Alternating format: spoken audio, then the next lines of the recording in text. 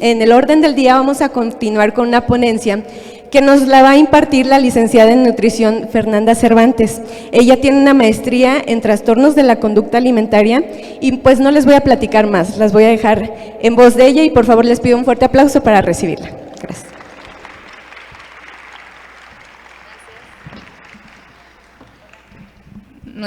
¿Me escuchan? ¿Qué tal? Buenos días, ¿cómo están todas? Qué bueno. Muchas gracias por estar aquí, gracias por su tiempo. Me presento, soy Fernanda Cervantes. Como bien decía Caro, tengo una especialización en trastornos de la conducta alimentaria y me considero una nutrióloga rebelde.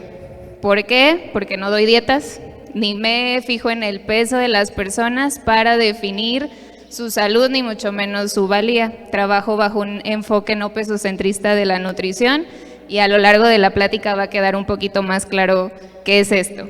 Y con esto no quiero decir que me da igual el bienestar de las personas, al contrario. Luego muchos interpretan que no trabajar con el pesocentrismo es como que da igual la salud, pero justamente aquí es lo que vamos a cuestionar un poquito y de eso se desprende nuestro tema del día de hoy, que es la gordofobia. ¿Quién ha escuchado hablar de este término? Levante la mano. Ah, qué bueno, muchas personas. Pero bueno, ¿qué es la gordofobia? Igual y quienes no han escuchado hablar de esto, tal vez no lo conozcamos como término, pero ahorita que lo expliquemos, van a ver que es algo que está en todos lados y que lo tenemos bien normalizado.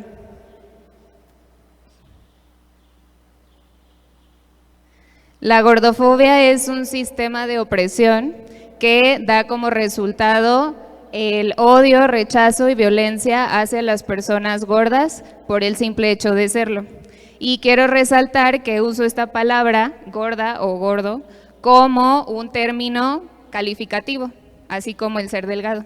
Solamente que en esta sociedad le hemos puesto una denotación negativa, pero en realidad simplemente es una característica corporal.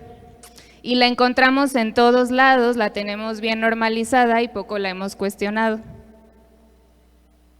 Si nos vamos a la etimología de estas palabras, podemos ver que la palabra gordo viene del latín gordus, que significa pesado, obtuso, necio o bobo. Si se fijan aquí ya empezamos a ponerle una connotación negativa a la palabra.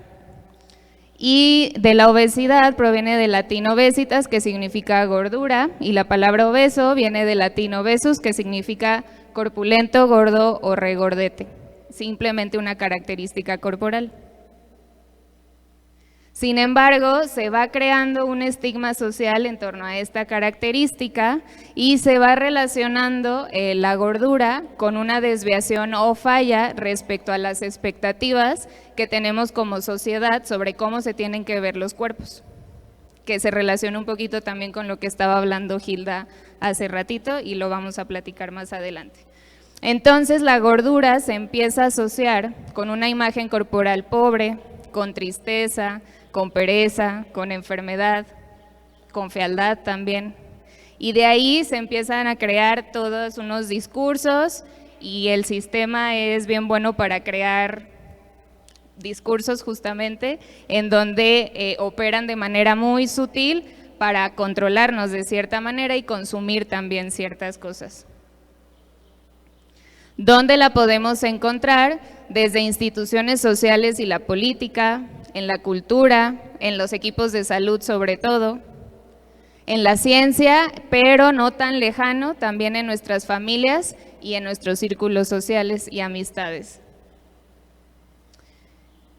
Entonces, ¿cómo la podemos ver en el día a día? Si se fijan y empezamos a cuestionar un poquito, está escondida en todos lados, desde las películas que hemos visto desde que somos niñas, los programas de televisión, los juguetes, en la moda, en las pasarelas, no se diga, y sobre todo ahora en las redes sociales.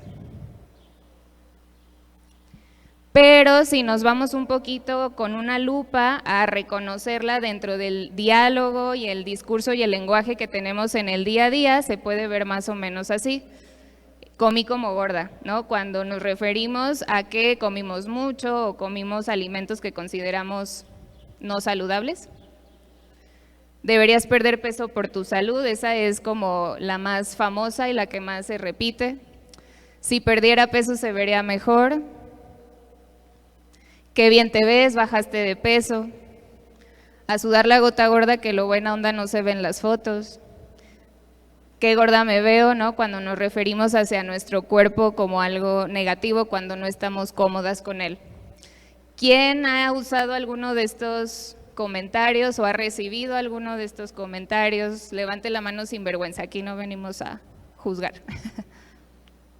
Justamente están bien normalizados, no solamente eso, también le dan una denotación de broma y eso tiene repercusiones muy importantes porque vemos niños bien chiquitos ya sufriendo bullying solamente por su forma corporal, ¿no? Y todo lo que eso puede desencadenar.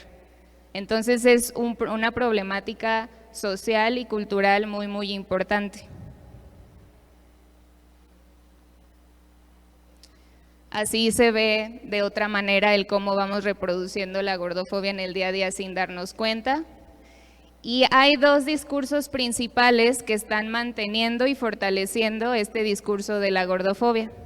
Por un lado tenemos el discurso de la salud y por otro lado tenemos el discurso de la belleza. El discurso de la salud, porque como les decía, se ha identificado a la gordura como una enfermedad, cuando en realidad es algo mucho más complejo. Si yo les pregunto, ¿la delgadez es sinónimo de salud? ¿Qué me dirían? Qué bueno que lo tenemos bien claro, pero si vamos al médico, ¿qué nos dice? Baja de peso. O si pensamos en ir a la nutrióloga y hacer dieta, pensamos en esas dietas restrictivas que nos harán bajar de peso. Es ahí donde está el problema. Entonces nos han convencido de que todos los cuerpos tienen que caber en la delgadez, cuando es imposible porque la diversidad corporal existe. Además de que la salud es algo mucho más complicado que solamente el peso que tenemos. Por una parte tenemos el comportamiento individual en donde no solamente es la dieta y el ejercicio que da como resultado salud, sino que está la salud mental, el estrés, el descanso, el sueño, el consumo de sustancias como alcohol, tabaco y otras. Esa parte no solamente depende entonces ni de la comida ni del ejercicio, pero hay otros determinantes que no nos enseñaron, mucho menos a mí como nutrióloga, porque tiene una razón. El sistema necesita hacernos creer que la salud depende de nosotros y de nuestras decisiones personales. A mí en la carrera me dijeron, la salud depende de los hábitos de la persona y la genética, pero dejó de lado esta formación que yo tuve, los determinantes sociales de la salud. Por ejemplo, el ambiente físico, donde yo me desarrollo, cómo me muevo, el acceso que tengo a la comida, la contaminación que existe. En determinantes o circunstancias sociales, la jornada laboral que tengo, cuál es mi salario, cuántos hijos tengo, etcétera, etcétera. Entonces, este comportamiento individual se viene orientado por esos otros determinantes que no dependen de nosotros. Entonces, no podemos decir que el peso es un determinante de salud. Si lo han hecho así, es porque es mucho más fácil decir, chécate, mídete, muévete, a desestructurar las circunstancias sociales, por ejemplo. El que podamos tener acceso a un servicio de salud público eficaz, rápido, bueno. Entonces, claro que es mucho más fácil, sí es tu peso. Y ahí está la nutrióloga que te va a hacer bajar de peso y entonces se vuelve algo muy complicado porque la salud no viene del peso. Además, otra mentira que nos han dicho sobre todo este tema es que podemos controlar nuestro peso. ¿Quién de aquí ha hecho dietas? Si no han hecho o han hecho, no sé si les ha pasado que han visto que la persona que hace dietas o ustedes mismas baja de peso y eventualmente recupera el peso. ¿A quién le ha pasado? ¿O ha visto? A la mayoría, ¿no? Eso es porque nuestro cuerpo no funciona con pesos ideales. Es decir, nosotros no le podemos decir al cuerpo, como yo sé que mi peso ideal que me dijo el doctor es tanto, quisiera que peses eso. Y el cuerpo dice, ah, sí, claro, vamos ahí. No funciona así. Si fuera así, solo con la primera dieta que hubiéramos hecho hubiera sido suficiente.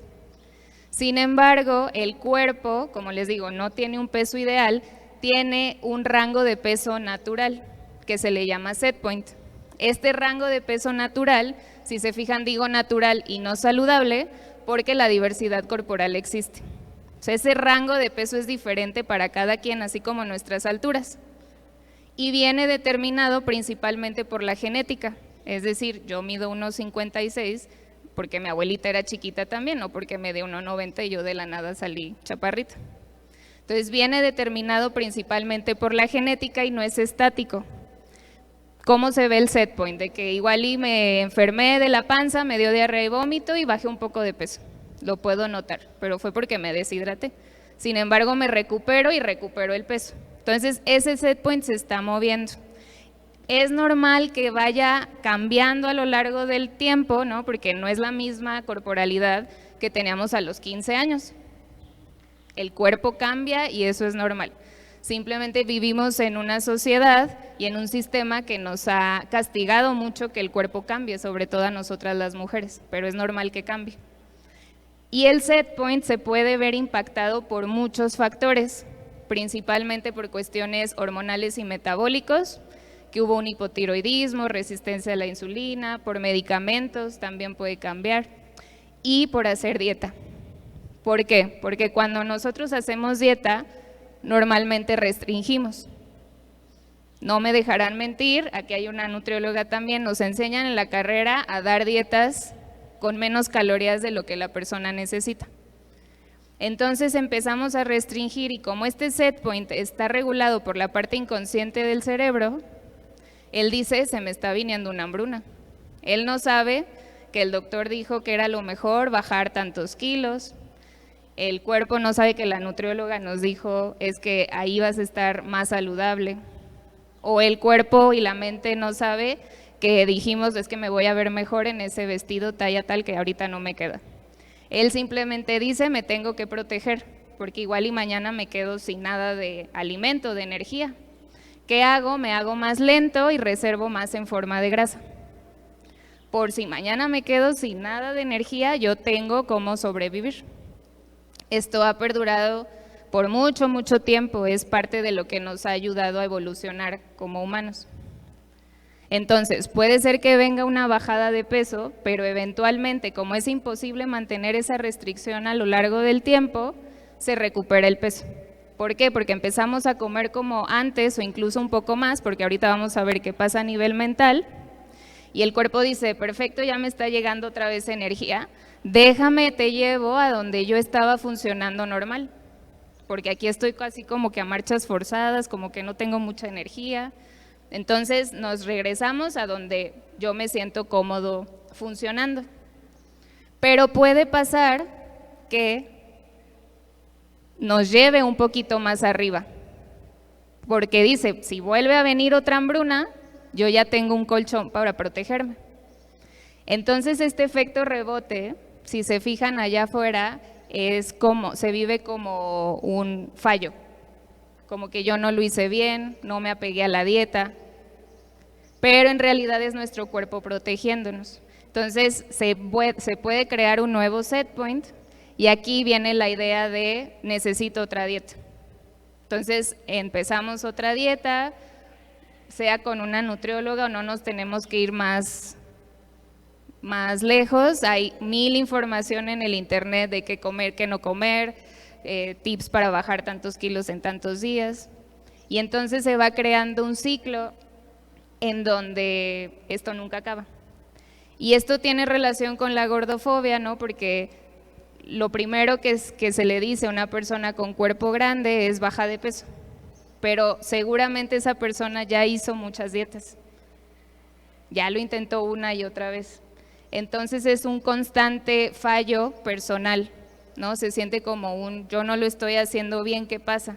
Si yo voy a la nutrióloga, hago lo que me dice, pero pues nomás no bajo. pero en realidad es por esto. Entonces tenemos el discurso un poco distorsionado en donde todos los tratamientos de salud se enfocan en el peso, cuando en realidad no tiene que ser así. A nivel mental, cuando hacemos dieta, se va creando un efecto péndulo, en donde venimos de la restricción, porque eventualmente vamos catalogando alimentos como buenos y malos, vamos evitando aquellos que consideramos malos, y esa restricción en algún momento se va a romper porque el cuerpo tiene hambre y a eso no le podemos huir, y además lo que nos prohibimos se nos antoja más. Entonces se rompe esta restricción y nos vamos al otro lado, que es la compulsión. Sentir que no puedo parar o que solamente elijo aquellos alimentos que son malos.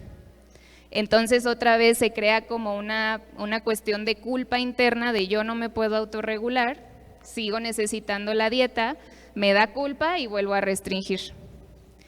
Y esto tiene un efecto también en la salud mental, no solo en la física, ¿no? Porque nos vamos relacionando de esta manera con la comida. Yo misma lo experimenté.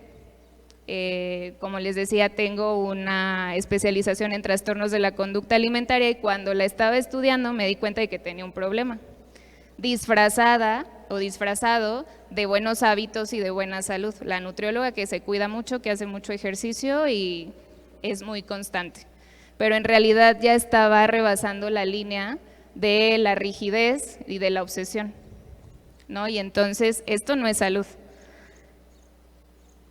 Podemos entonces empezar a concluir que el peso no es un determinante de la salud y que además toda esta idea que tenemos de que necesito controlar mi peso a través de mi alimentación y de buenos hábitos, pues lo que puede empezar a generar son, primero, una mala relación con la comida y en el peor de los casos un trastorno de la conducta alimentaria.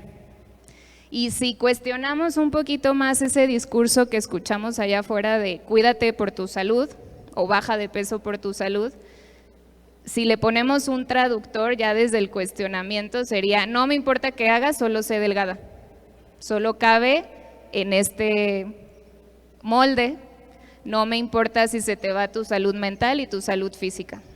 ¿Por qué? Porque existen 1001 productos peligrosos o prácticas peligrosas que existen allá afuera para poder conseguir bajar de peso, más allá de la salud.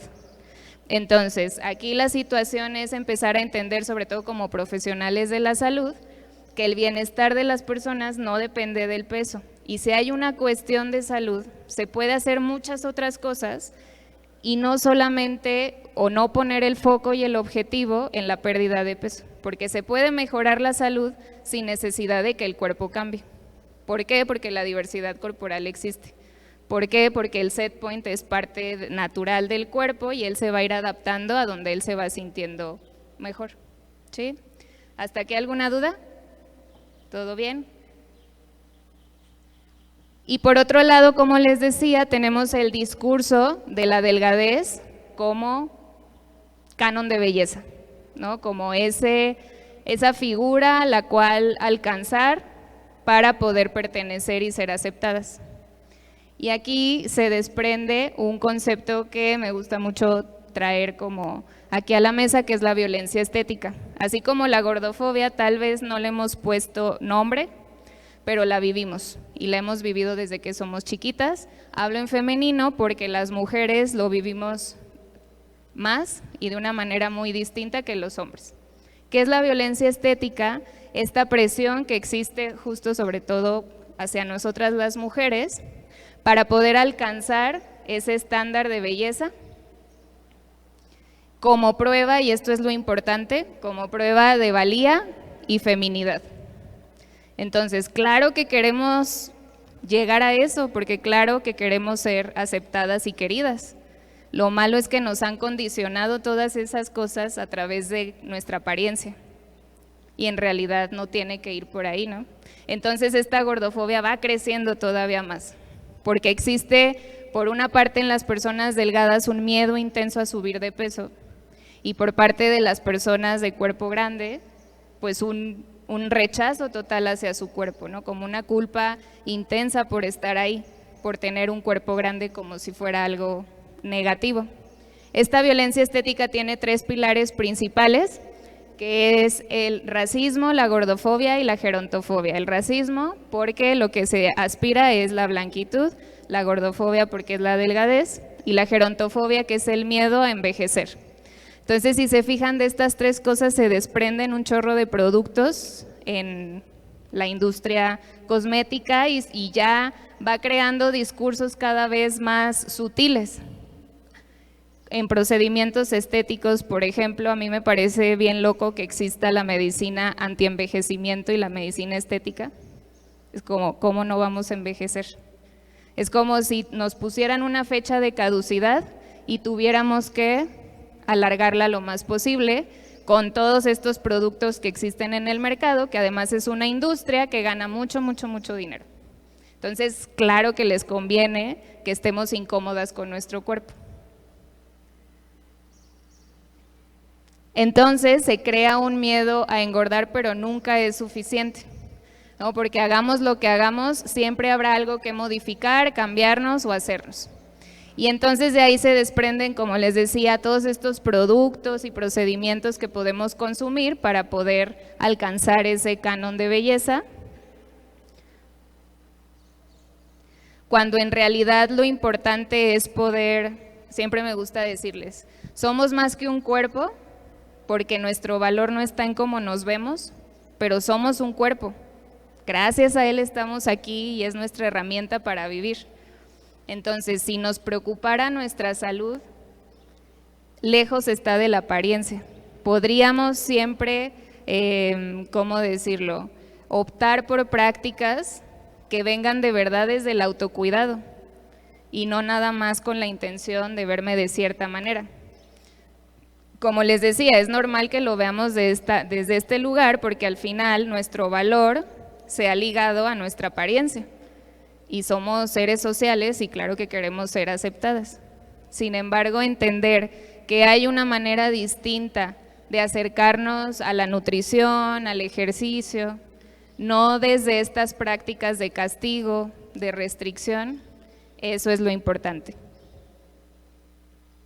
¿Y cuáles son las consecuencias de este estigma de peso? Pues al final se puede producir depresión, ansiedad, conductas de riesgo hacia la alimentación, trastornos de la conducta alimentaria, estrés crónico y sobre todo provoca que las personas de cuerpo grande prefieran alejarse de los espacios médicos o deportivos, ¿no? Porque dicen, ¿para qué voy al doctor si solo me van a decir que baje de peso? Y ya lo he intentado 80 veces, pues ya qué hago. Y además me dicen que haga ejercicio, pero no hay ropa de mi talla. Y aparte voy y los espacios, sobre todo como los gimnasios, a veces son un poco hostiles, me da vergüenza, no hay mucha diversidad corporal que yo pueda ver, ni representación, entonces mejor no lo hago. Y además el estrés que puede generar esa propia discriminación, pues también impacta en el riesgo, ¿no?, de salud, más que el peso tal cual.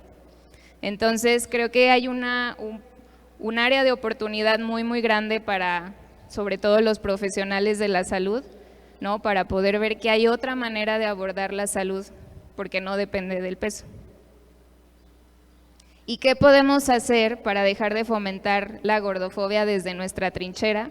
Definitivamente nosotros no vamos a cambiar a la sociedad, pero si ponemos un granito de arena y alguien más lo escucha y se va pasando el mensaje, entonces ahí empezará el verdadero cambio.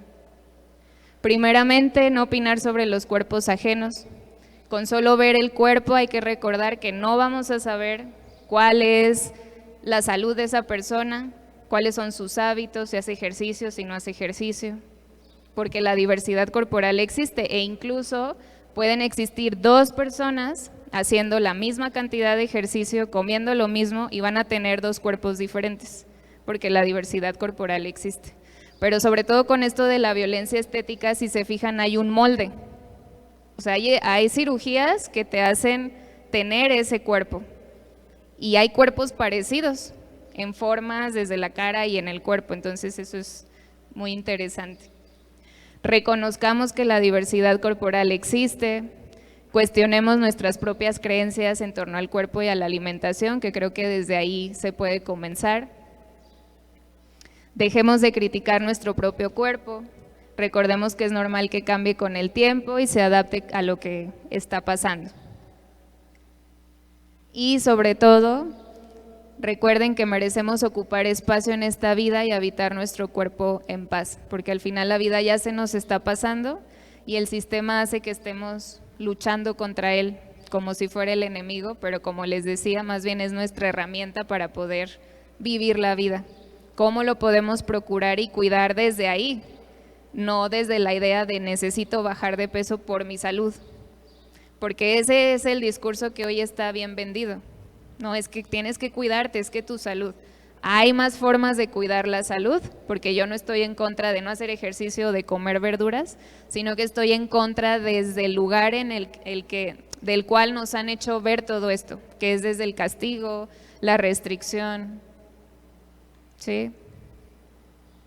Aquí les dejo algunas cuentas que hablan más de este tema, porque lo importante y por donde podemos comenzar, como les decía, es pues justamente cuestionarnos, ¿no? Cuestionar eso que nos han enseñado, a todas nos lo han enseñado, sin embargo el poder saber que podemos resistir y cuestionarnos es lo importante.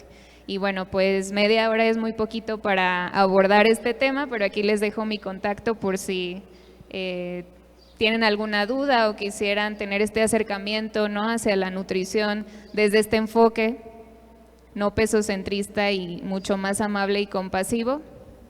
No sé si alguien tenga alguna duda, algo que quieran comentar. Sé que luego es un tema muy controversial y a veces nos puede dejar como, ok, ¿qué? Entonces lo que me dijo mi doctor de confianza, ¿qué? Ok, ahí está, voy a interrumpir, una disculpa, vamos a pasar el micrófono, tenemos oportunidad para una pregunta más y vamos a aprovecharla, de favor, gracias. Bueno, por ejemplo, en nuestro caso es genético lo que tenemos hipotiroidismo, entonces nos cuesta bajar mucho de peso, pero lo que no generamos es grasa, sino que generamos músculo.